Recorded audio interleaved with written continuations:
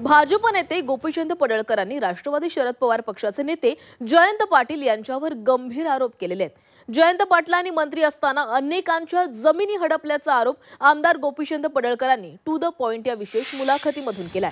या मुलाखतीमध्ये त्यांनी जयंत पाटलांनी हडप केलेल्या जमिनींच्या यादींचा पाढाच वाचलाय। सांगली जिल्ह्यातले व्यापारी रमेश पोरवाल याचा मृत्यू बेळगावच्या रुग्णालयामध्ये झाला तेव्हा जयंत पाटील हेलिकॉप्टरने बेळगावला गेले। तिथे त्यांनी रमेश पोरवालचे अंगठे घेऊन जमीन आणि शॉपिंग कॉम्प्लेक्स त्यांच्याकडून हडपल्याचा आरोप गोपीचंद पडळकरांनी केलाय।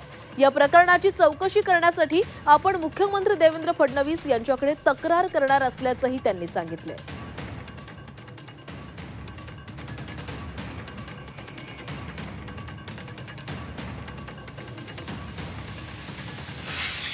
एक विषय बघा, काय विषय म्हणतोय की रमेश पोरवाल नावाचा एक माणूस बेळगावमध्ये ॲडमिट होता, तिथं त्याचा मृत्यू झाला। मृत्यू झाल्याच्या नंतर एक राज्यातला मंत्री हेलिकॉप्टर घेऊन बेळगावात गेला।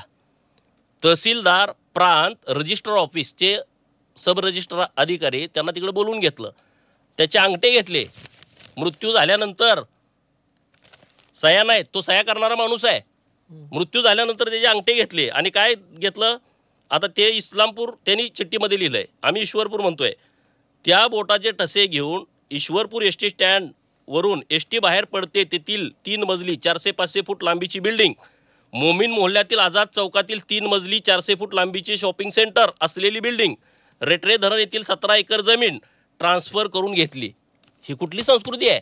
ह्या विषय हेलिकॉप्टरचे मंत्री कोण? जयंत पाटील बघा ना, माहिती घ्या ना, हे पत्र आलंय माझ्याकडे। जयंत पाटील सांगतात म्हणून सांगा। हो, जयंत पाटील तुम्ही फार गंभीर आरोप करता। गरीब म्हणजे मला चिठ्ठी आली आहे, सगळं ठेवलं मी, दप्तर सगळं नावासहित। हा विषय तुम्ही जरा अजून थोडासा आम्हाला याची विस्ताराने सांगू शकाल का की काय आहे? नाही हा बघा ना, रमेश कोण आहेत, कोणाबद्दल? रमेश पोरवाल नावाचा व्यक्ती आहे, त्यांना 3 मुलं आहेत।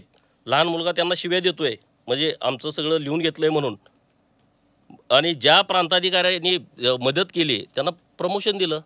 मी आता माहिती पत्र देतो सीएम साहेबांना, ह्या सगळ्या प्रकरणाची चौकशी करा म्हणून।